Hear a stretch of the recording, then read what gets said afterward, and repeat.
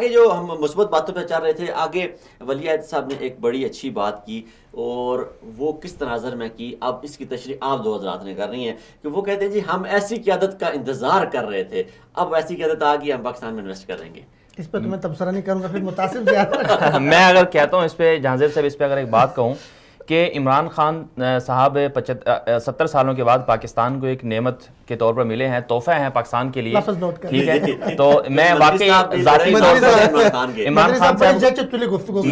خان صاحب کو ذاتی طور پر اللہ پاکستان کے لیے ایک نعمت اور تحفہ سمجھتا ہوں، لیکن بہت سی ہر انسان مکمل نہیں ہوتا، خامیاں ضرور ہوتی ہیں۔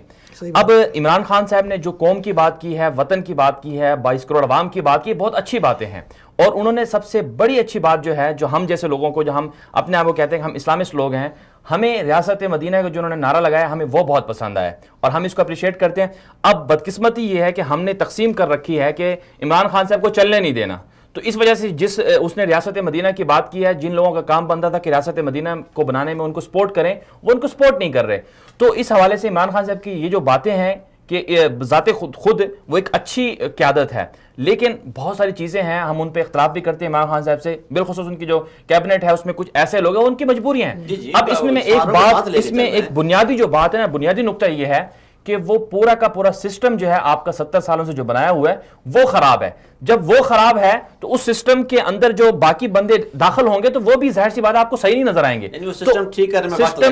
کرنے میں وقت لگے گا۔ اس لیے میں تو کہتا ہوں کہ بہت عمران خان صاحب ذاتی طور پر اچھے ہیں۔ آپ